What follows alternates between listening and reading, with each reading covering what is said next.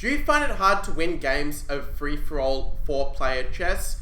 Hey there, I'm Grandmaster Max Lingworth, and I'm actually one of the strongest players in free-for-all 4-player chess on chess.com, with a current ranking about 11 in the world, if you check currently about the time I record this, and fairly consistently in the top 20 with a rating around 2550-ish in this sort of range. So what I'll do is I'd like to share with you my tips for 4-player chess by actually going through some of my games, explain my thought process, and also various principles that can help you play at a much higher level, and to have learned also from the mistakes of other players as well as the good moves they made.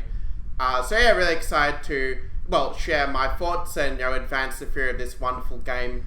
And one reason I really am very passionate about 4-player chess is because the way I see it is it kind of combines quite a few of my different interests, where it takes, chess, which is obviously the biggest passion I've had throughout my life as such, and most consistent passion, but it also has the diplomatic element, which reminds very much of games such as Risk or the TV show Survivor, which is all about having good alliances and teaming with people in the right timing, and also the right time making moves to take the advantage. So that all comes into play in 4-player chess, and the fact that I have quite a bit of Risk experience and watched 30 plus seasons of Survivor. It sounds crazy, but it kind of helps a little bit in terms of creating the correct timing of when to backstab another player, or when to, when to defend, or when to sort of help them as such. So anyway, I'll talk more about that in this video in terms of the timing. That's the thing, certainly pure chess skill is important, but you'd actually be surprised that most of the top 4-player chess players actually are relatively low rated in normal chess. So really, I think the chess skill is not that big of a factor. That being a Grandmaster is a little bit of an advantage in 4-player chess, but I think that's negated by the fact that also makes you much more of a target, and people are much more likely to go after you early, seeing the GM telling, okay, if I get a 1v1, this guy will outplay me. If it's a normal position, it'll be there thinking. And okay, it's not completely wrong, to be fair. So anyway, let's get into this game first of all, where the way it works is basically, red moves first, and then it goes around blue, yellow, green, and I know some of you also may not be familiar with what the point system is. So basically with free-for-all, the way it works is that the player who gets the most points at the end wins the game. That's true even if they end up getting checkmated. If they still have the most points at the end, if they're not the last player still alive, they will still be the winner. And basically the winner gets the most points, like the equivalent of 3 wins basically. And the player who gets second gets the equivalent of 1 win in rating gain. Player 3 gets the equivalent of 1 loss, and the player who comes fourth gets equivalent of 3 losses. So they kind of take most of the loss. So basically it's a game where you get a big reward for getting first, but you don't really get punished much if you come in third, or you get a small game come in second. So it's really a game that rewards quite courageous play and actually being a little bit aggressive and going after your opponents to some extent, of course at the right time. And as for the points, basically you get 20 points for every checkmate you get against an enemy king. So when you checkmate the king, that's an automatic 20 points. And then the values are pretty much the same as a normal chess set. For a queen, you get 9 points for capturing a queen, 5 for capturing a rook, and also 5 for capturing a bishop. Obviously the bishop's a very long range piece, so in many cases it's actually not that much worse than a rook in this variant. Of course it also depends on the position, which is better. The knight is worth 3 points and the pawns are worth 1. And this is important that in this version you see that pawns promote to a 1-point queen. So if you capture a queen that basically is what was a pawn, a promoted pawn to a queen, then that's only going to be 1 point gain. So yeah, with that basically explains the key rules, and obviously check and checkmate, all those normal rules still apply as such. Okay, so now you know how 4-player chess works. Everyone's on the same page. So let's talk about the game. My opponent played f4, which, granted, in 4-player chess, there's not really much opening theory because there is so many different moves that each of the players can play. And also the opening is usually not super important in general in most games. But I think that f4 is a little bit of an inaccuracy. And there is 2 reasons for that. The main one is that when you have players playing who are rated 200 plus, then it becomes basically like a teams game, where I'll be playing with my partner trying to checkmate one of the players on our flanks to the left or right. Because the reason you want to do that is, let's say hypothetically, if yellow's king is out of the picture, say that they don't piece or not here, it means that basically all of the attention gets focused toward red, because we're much closer to red than we are to each other, facing opposite one another, as you can see here. So basically that's sort of the reason why you want to eliminate one of the players on the flanks as a high priority. But that's only if your opponent is astute and also knows that this is what you should be aiming for. If your opponent's rated below, let's say 2-100, it's quite unlikely I will notice, and therefore it's better just to play much more solidly. But basically, black should play the move of e6 as I think the best move, because it stops me being able to develop my queen very aggressively, and this will allow white to start to create early threats by developing the queen actively against green or against blue. Well, instead we had f4. I think I can remove these arrows just by drawing over them, so I'll just do that, and we have that covered. So once he played f4, I played the move of c5. Actually, I'm just saying b6 in a normal notation. And the reason I played it, basically, there's a setup that I learned from this player who used to be one of the very best in 4-player chess called Fifth Something. And there's a setup he played where you just would go knight c6, put the bishop on b7, and basically play this setup in like a lot of his games. And, I kind of, just basically copied this setup in a lot of games, and I think it is one of the most solid options, but it will also depend on how they play it. If they get their queens out early, then obviously you have to adapt the setup a bit. But since b6 is a move I'm pretty sure I'm going to play, because the principle I have, and this is one where I disagree a little bit with, strong player Forcax, even though he is, one of the very best players in 4-player chess. I think that in principle, you want a castle to your right, whether your king is on, d8 or e8. Because if you think about the pace of the game, after b6, well, basically the principle is that usually you attack the player to your right. Because say if white, for example, puts a queen on f5, hypothetically speaking, then he can threaten to take, and then if black can defend it, that will already be a mate threat. And black will actually then have a tempo to also create a threat against my king potentially. So basically threats to your right are more effective than threats to your left, because let's say if we just take these moves, he's trying to discourage me from playing g6 or knight f6. So he's trying to discourage my development in that way, which is not the worst idea. I've played this move myself in different games. And after d5, you can sort of see now that, if black were to attack on the left, like let's say, for argument's sake, he plays queen takes the pawn, yellow won't have a chance to, make a follow-up threat to justify it. I would have the move right away as such. So anyway, that's sort of the point, that basically blue should be playing to attack red. Red should in principle play to attack green, and green should play to attack yellow, unless you could say one of these players already made a threat. Like if green is attacking yellow, then that means I should probably, in principle, find some move to make his threat stronger or add some new threats to maximize the chance of mating the yellow king, or at the very least taking a lot of material to sort of take him out of the picture at first. So anyway, after c4 I continued with c5. Bishop b7 might seem more natural, but actually the reason I played this is because I want to have the option to bring the bishop here to stop his pawn in case he tries to queen. And I should say this is a strategy I normally don't employ. Normally I just let them get a queen if they want and rely on my opposite to stop it for me. But I sort of felt when he played d5 that my opposite probably would not do that. I just had a gut feeling. And for that reason, after g6, I played this bishop move, which, normally I would not do. Normally I'd put on b7. But because of the different setups that both sides played, I adapted and want to blockade the pawn in this way. This is why you often see when people go for the pawn rush to get a queen, that they'll use the pawn in front of their queen in order to make sure that pawn is protected in case someone tries to attack it or tries to defend in this way. Like if the queen was on c7, then you could go like c4 from that kind of position, or c3 it would be in my version. I realize the coordinate's not quite accurate, but I think you get the picture. So anyway, I guess I'll also be encouraging you. I still don't know really coordinates properly for this variant, and still I'm one of the top players in the world, so it shows you that it's possible to do this. So anyway, after knight here, he played bishop here, and after queen here. Now, some of you are very astute who want to play tactics for sake of it might think, oh, now I can go here and play a check. But of course, doing that wouldn't be a wise idea, because I don't want to deliberately try and harm my opposite. At least not until one of the players on the flank's already been eliminated, then I might change my mind. But, this position I brought my knight out because he's not yet threatening to push the pawn. And I mean, it's sort of a move I'm pretty sure I know I'm going to play where...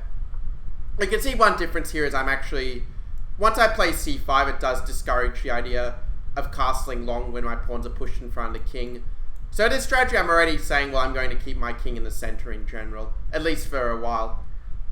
So anyway, we had knight f6, bishop to, what's the square, f7. So I just blockaded, and normally this would not be a good idea, in my opinion, because when I see other players do it, they tend to get the piece kicked away, and you just lose a lot of time, or in the worst case, your opponent may even be able to generate some threats that would basically would force us to give some ground. But here I think it's a rare exception where this is justified, because I'm going to have this pawn move of c4 to anchor the bishop, and the one way black can really seriously get rid of it is to play knight here and then knight here.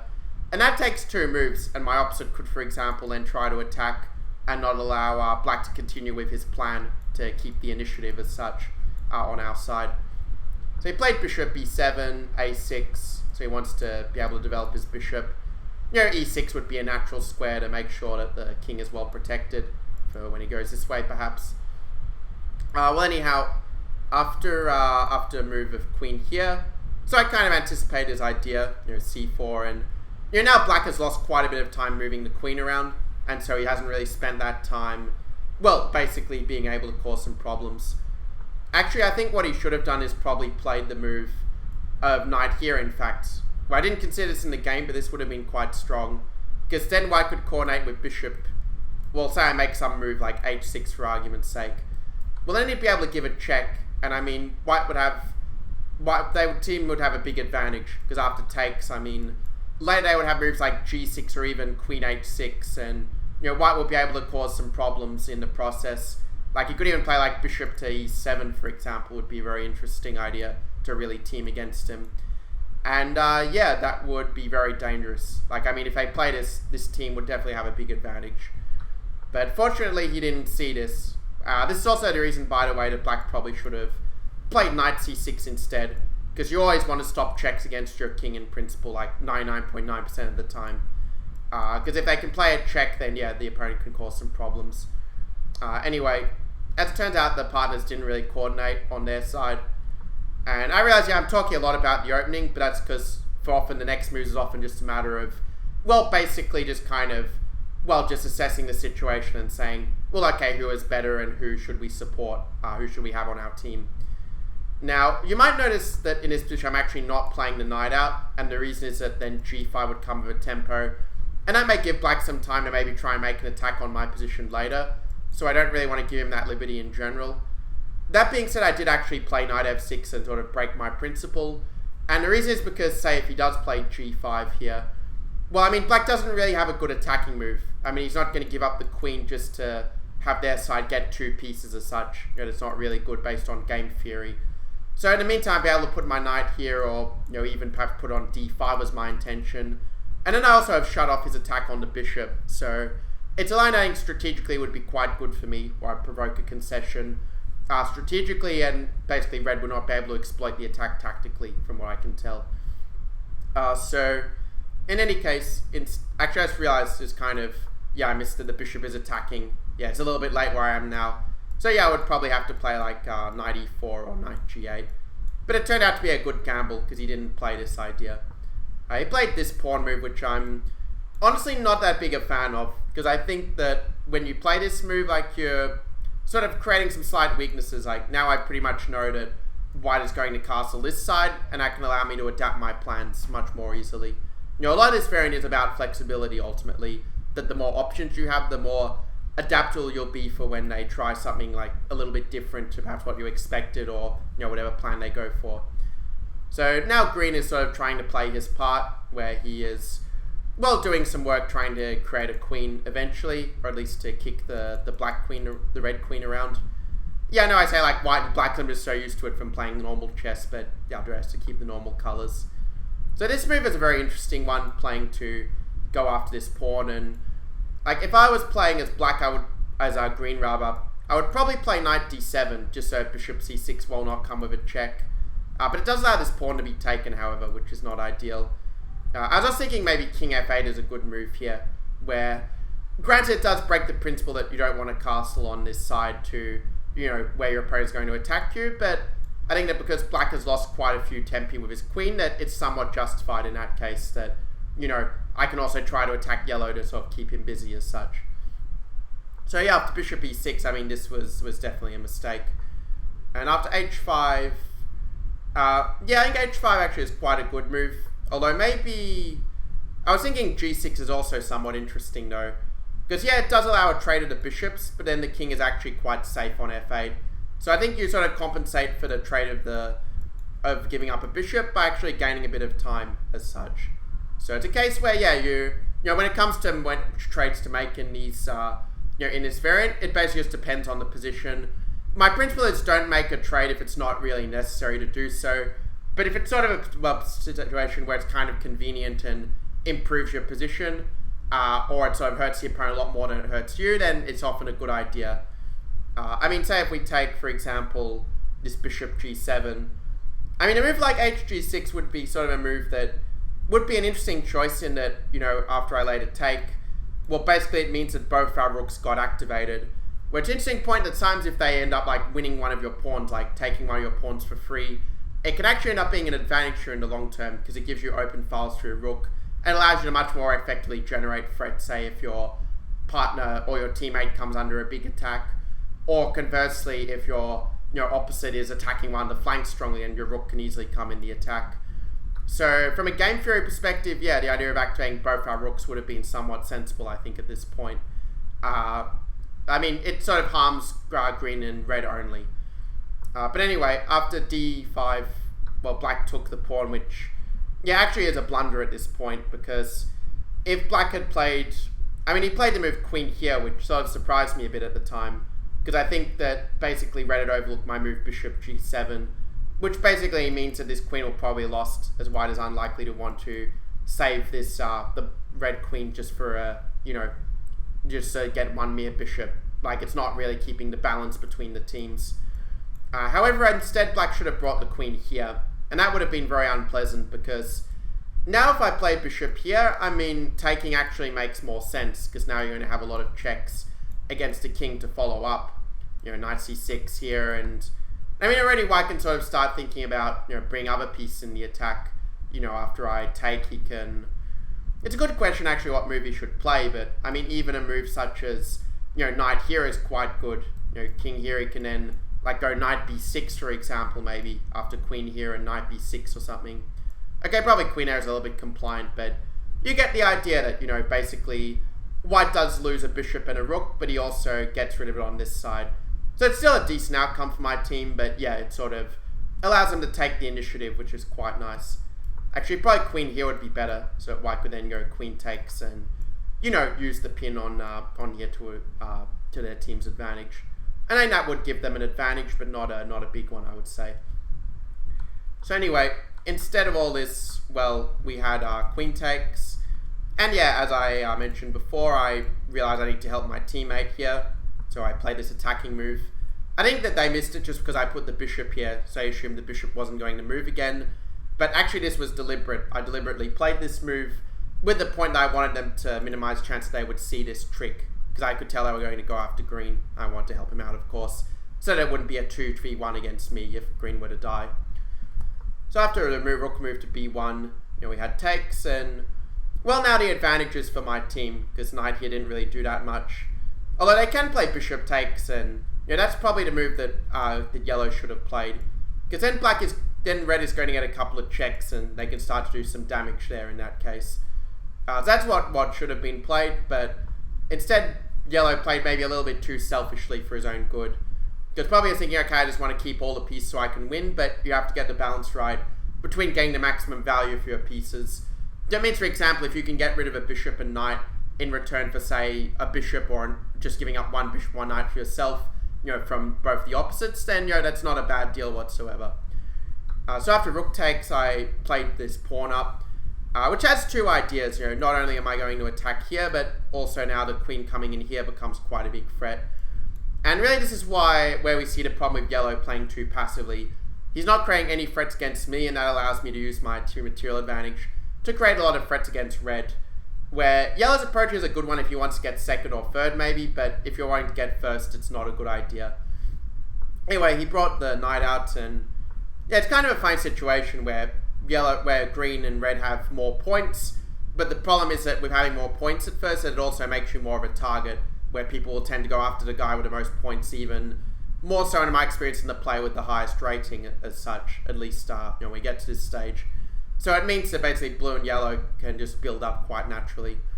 So they play knight c6 to deal with queen to c7, but I can still go b5 and go after the pawn this way. And yeah, now he played the knight here, which actually is a very good move. I have to admit that I saw the idea, but I underestimated a little bit the idea of just taking this bishop. But it makes a lot of sense, because now red and yellow can try to coordinate to go after me since I'm the strongest player at the moment. I think my setup's a little bit more harmonious than yellow's, because yellow's have played a few moves that were a bit useless, whereas all of my moves are going to be useful in some version later.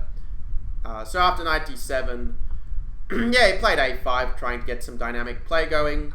I took the pawn. Even realized, I saw his idea that he was going to go here and take my knight, but I think getting the pawns on the 6th rank, so that I can queen on the 8th rank. I forgot to explain this rule earlier, but it kind of applies now that the pawn's queen on the 8th rank like in normal chess. So it's here for me, and I think it's here for red, and it's this one for yellow, and this one for green. So they say it's like your 8th rank rather than, let's say, an 8th rank per se. So anyway, now that I explained this little rule, as I just remove these arrows. So okay, from this point, white took the bishop. So it's a good example of getting value for the knight, because the bishop is worth more than the knight. Though it does improve my structure, so this was somewhat of a positional sacrifice on my part. So he played the queen, and yeah, obviously he pushed this, and I knew this was coming, but I was actually not that scared about this idea, because I realized that when he takes, I'll be able to push my pawn, and the pawn will basically be blockaded, was my thinking. I was actually expecting them to play h takes and then try to weaken my king, which maybe was still the best move in this position, actually. Or in fact, also even a move like bishop takes is very interesting, because I mean, the idea would be, let's say if green tries to go for the rook, this would be a very interesting sacrificial idea that, say if I play pawn takes, then white can even take with the queen here, and then if takes, then play takes, and this would be a very interesting approach, because I think because of the threat of playing like here, then I mean it's very, very dynamic, but I think I can actually safely play king here. Because if they play queen takes to go for the e7 mate, black can then take the here and check, so that black won't have time to queen his pawn for checkmate. So yeah, basically I think that would be still fine for black actually.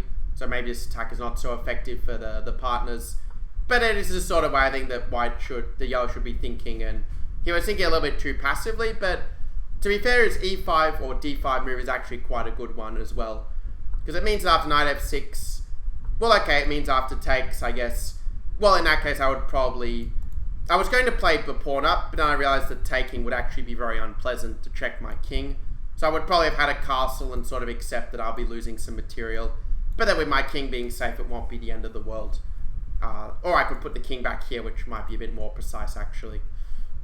Because there's a general principle, actually, that if they don't have like this pawn structure like this, that you should often actually put your king here, so that your rook can sort of help in the defense if they try to open up the king's side. It's a useful principle to keep in mind. It is a little bit different from normal chess, where in general we want a castle most of the time. So anyway, yeah, we had rook moves, and well, it gives me a chance to move the knight if I want to, but it occurred to me if I do that, I decided to play again for the sacrifice, saying, okay, I will let you take my knight, but in return I'm going to get a queen. So it's a very interesting idea, and I have a feeling that if I did this against, let's say, fellow 2500 plus players, I would probably get punished for it, and it'd probably a better move against these players would be to, maybe play a move like knight e5, which I think is objectively better. Because an important point is that basically white is the only one with the threats. He can only play one capture at a time, and it's very hard for black to attack my pieces the way I've placed them. So objectively, that was a better move, but this one pays off in the game, because I think that here yellow and red have to coordinate very well and play quite precisely to sort of punish the initiative that they get against me. And they didn't really succeed in that. I was absolutely thinking that they would take... And I mean, if white plays, let's say, bishop here to attack the rook, then maybe it's even worth sacking the rook, actually, here. Because, I mean, in this position, white, they have, like, quite 2 threats against my king. Probably have to push, but... then they can start to get pawns around my king, and, I mean, this is not altogether simple. Because even though I have still quite a lot of material, my king is quite exposed, and... Well, in fairness, I probably can use their pawns as a shield, so actually my king is probably still reasonably safe. It's definitely an interesting alternative to try play more dynamically. Though whether it gives enough compensation is hard to assess. So anyway, they decided to attack my bishop, which I think was a little bit imprecise, but not terrible either. So after bishop here... Actually, at this point, it would have been very interesting to... instead of moving the rook, which I think was a mistake, I think the takes was actually very good, because now after bishop takes... which is the most obvious move, probably I should castle in reality. Well, it could even sort of take and then go after this, and, in that case, my king would actually be getting mated unless, unless green can come up with some sort of check in the process. So, that would have been, a very nice idea. Just take it and, sack the rook in order to have the attack against me. Because, I mean, this king is going to be kind of exposed almost no matter where it castles. Though, admittedly, it's relatively safe on the queen's side, I have to say. So anyway... Wow, it's been quite a long video. It shows like there's so much to analyze because there's so many different moves. But okay, I'll try to be a little bit faster for this part because it's sort of the... Well, kind of once we have this sort of background set up, then the remaining moves sort of just follow the same script in general, with only a few minor changes. So they castled. He took my knight. I queened the pawn, and here. And this is a problem that I probably should have actually taken with the queen. In fact, this would have been very strong, and this would have... It's very surprising, actually, he didn't play this, and I'm trying to figure out why. Because, I mean, I don't think that green can actually save me at this point, because, well, I'm thinking if he has any way to create some sort of counter-attack or some sort of check. Because, I mean, if he plays this, which is sort of the obvious try to go after the pawn, they can take, and I mean, basically I get mated, because king here runs into the queen, and this runs into the queen. So, actually, I made a blunder by promoting to a queen, and if they had exploited, I would have just lost the game and lost so many rank points I would probably have quit 4-player chess for life. Luckily for me, yellow played so passively beforehand that I actually forgot he could make threats, and he forgot as well, because he ended up taking the pawn, which is basically a blunder here. So black brought his king to safety, avoiding any checks on this diagonal, which is good. And after takes, well, that allows me to take back. Actually, king f8 was probably the better move, just avoiding any checks. With this. Fortunately, it didn't matter that much anyway, since black's not really in a great position to attack me. So we had check, and after this, I mean, at least green is doing his part to help me by attacking these pieces as well. I mean, I do wonder whether black has some genius move to try to, punish my play. I mean, I guess he could bring the rook here and take my queen next move, but he is giving up 2 rooks to get 1 queen that's worth 1 point. And since black is already a bit short piece, that's probably not a good transaction. So I think taking the pawn was correct. After king takes, the good thing here is that at least white doesn't have any effective checks. After checks I can simply take. And neither does red here. So it means my king is actually relatively safe for the moment despite the lack of pawn cover. But I do have to be very precise because the king is in the long term quite open. So I do need to keep up the initiative with my 2 queens to make this work. So he pushed his pawn forward. We had the rook come in. You can see that they're teaming, obviously, because, the point is they're working together because, basically they know that if the play proceeds like with them, playing every man for himself, then that basically means that, green and I are just going to have a much better position and just outplay them because green is also very close to getting another queen. But actually moving the rook here was a mistake, and I think that it was time for black to get some pieces out. A move like this would be quite unpleasant because he could then take and maybe threaten to bring the queen in that way, like they could coordinate very well in this case, if I'm not accurate. I just started raining quite loudly, so hopefully you can't hear it, but I guess now we record, we may as well press on. So okay, in this position he played the rook here, and the reason it's a mistake is because of... see, I played queen here, I actually think that bringing the queen here and going for this was actually a lot more precise. Because now I'm actually threatening virtually a mate, and it's very hard for me to get out of it. But I decided to play this move instead on the basis that, well, it's a fork, and actually it's not a true fork because I'm not actually threatening to take this rook because it's defended by the queen. But it sort of put pressure on my opponent and sort of provoked a mistake. So after the queen moved here, which I think was a mistake, I think bring the queen this way or here was probably better, because the queen doesn't really do that much on c8. Well, then black brought his rook in to try and bring his rook in the attack, which is very sensible. Also, knight here and going for the attack on red was also a very interesting move, but it is merely playing a little bit into my hand. And after the rook moves, yeah, obviously he wants to go for this attack. So therefore I actually played this move, sacking the queen for the rook, because it's much more important to get rid of the opponent's threats than it is to try to keep as much material. Because if they get a flow of checks, they could very easily set up a checkmate if I'm not careful here. So it's much more important to keep control. So he pushed his pawn here, which I'm not sure is the best move. I would have probably just tried to get the king to safety.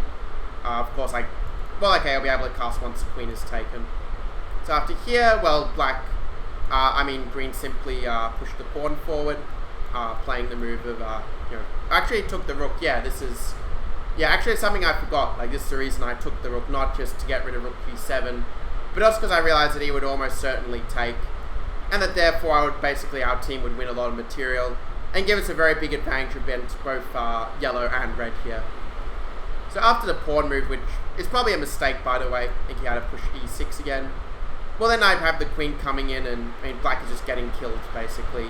So it's going to end up being a 2v1 where both green and blue have much better chance to win than yellow, because yellow is in the line of fire for both of us. So after pushing the pawn to stop black queening, it's an interesting idea, but I don't know if it was the most precise compared to, say, simply getting the king castled.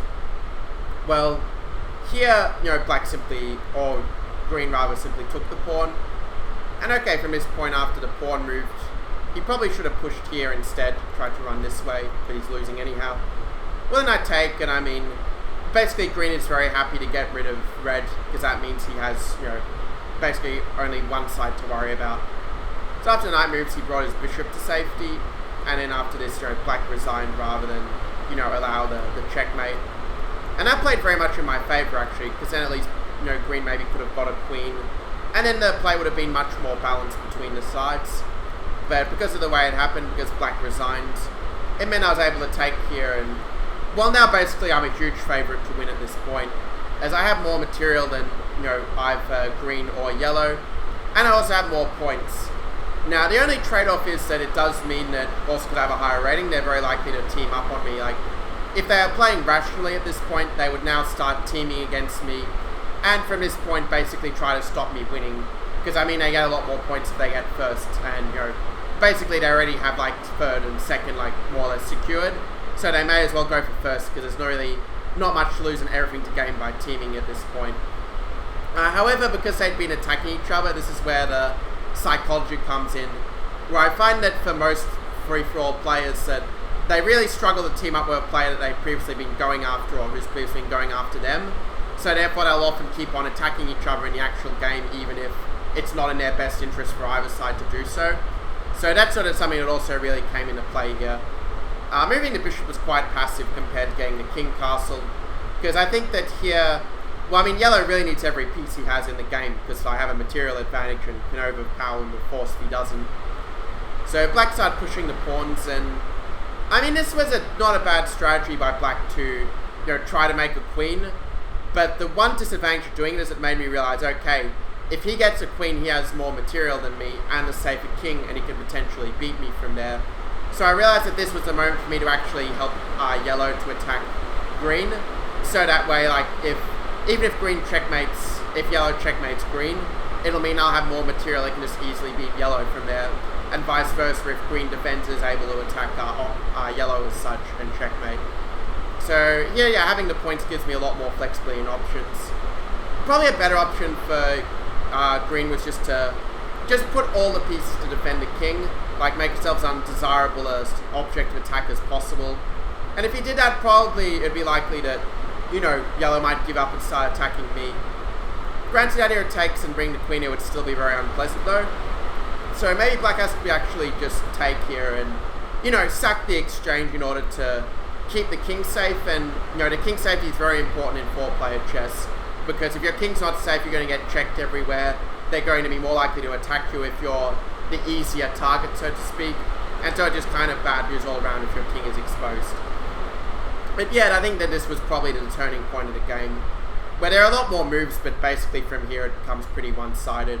This is why I played the rook here, so that he can take, and that just again continues to foster this kind of, animosity between these two players, where they will kill each other and I'll be able to beat them very easily.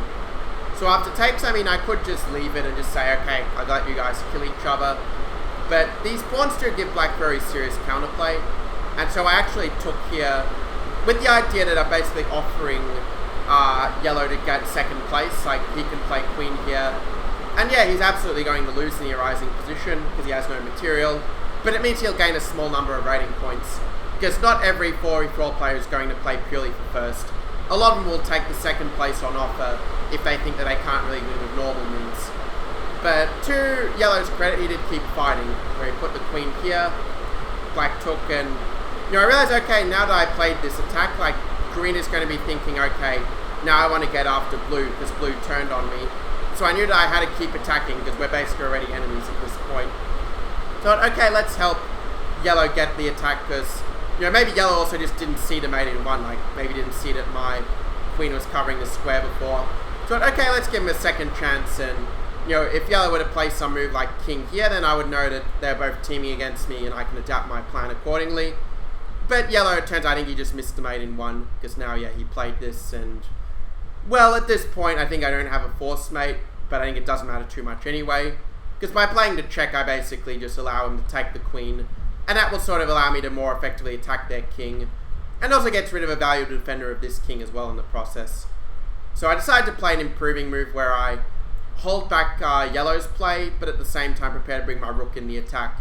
Because I find this is what the best free-for-all players do, is they're very good at playing moves that are unpleasant for both of the remaining players, or both of the flanks at once, like kind of doing several things at once with a move. So he ended up moving the rook in this position. I think he was already in trouble anyway, but maybe moving the king was a better try. Although it does give me a check here, which is kind of bad news. So yeah, I think already the position is very difficult for yellow. But at this point, they have to at least try to team. This is the only chance they have. Though by now it's probably too late because the king is just too exposed. Anyway, in the game, yeah, he pushed the pawn, which is kind of giving up.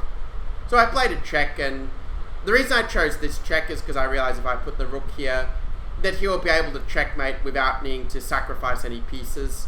And yeah, I'm still technically winning, but it's sort of a little bit messy, and my king being exposed, you have some swindling chances. So it's safer just to give a check that doesn't give yellow an immediate checkmate.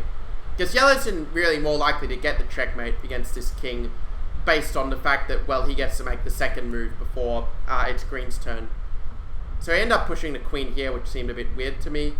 And I figured, okay, maybe he just doesn't know what he's doing, so let's just play a check and let him trade queens if he wants. Because even if he trades, like, the balance of the game is not disturbed, I still will have more material than either of these players, as, of course, yellow has a lot more material than, than green, as it were. But yeah, you end up taking the rook and, getting greedy like this.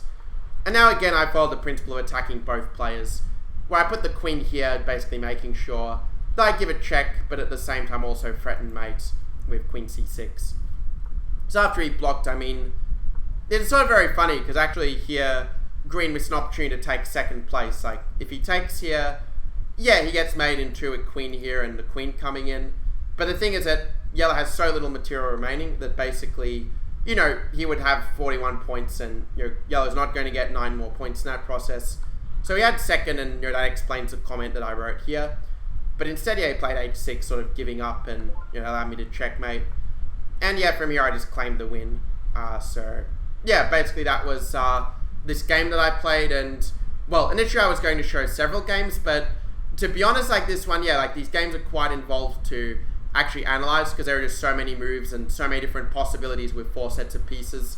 But I hope that these principles I've shared show you the right thought process. They've given you a lot of good ideas of what you should be thinking about, and what you should be aiming for in the different situations that arise. Because there is this question of balance of who should we go after and who should we team with. Should it be the player who has the most points, or the player who has the most material, or if these are equal, like, do we work with a player who's higher rated or the player who is, let's say, not as high rated in a sense. Those different factors, but in general, I find it's best to work together with the player who is your opposite, unless it's like a freeway like this where basically it's in my best interest to kill off one of the remaining players, because if I manage to do that successfully, I just win automatically because I'm already up on score. Because that's a point as well I forgot to mention, that if you have more than 20 points more than the one remaining player, you can basically claim the win automatically. So again, it rewards you for actually checkmating and getting those extra 20 points to secure the win. Anyway, yeah, I'm glad that you enjoyed this video. Congrats on making it to the finish. And do let me know your thoughts in the comments as well. Like, just share your questions you have about 4-player chess. I'd be happy to, give you some insight for some good questions. And as always, if you're enjoying this channel and this video, make sure to leave a like and consider subscribing to find out about more of my quality Grandmaster chess content. So okay, I'll see you in the next video, dear YouTube and chess.com viewers.